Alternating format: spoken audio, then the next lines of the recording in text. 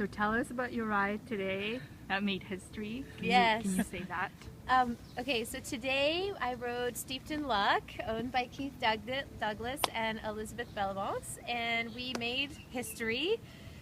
He was the first Irish Draught to compete in a CDI Grand Prix, and he was very, very good. We had a clean test.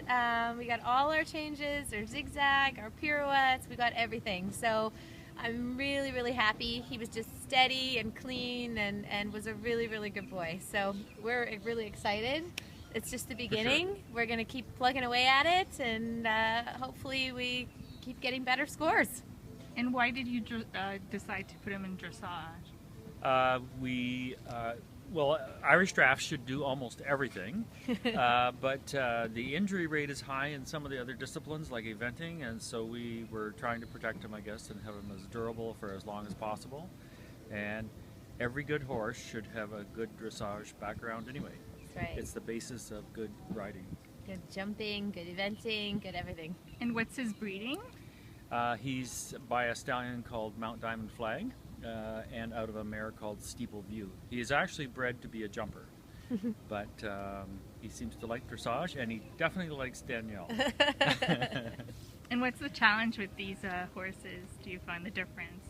You know, they're really good at pulling, so you know you have to teach them to be a bit light, but once you get the suspension, they actually have so much power that they can really bounce off the ground. So that's one of my favorite things about him, is that when I start doing the piaffe and the passage, there's so much power. If you can just channel it up and out a bit, it just it gives you a great feeling. So I would say that would be just teaching them to do that is the biggest challenge.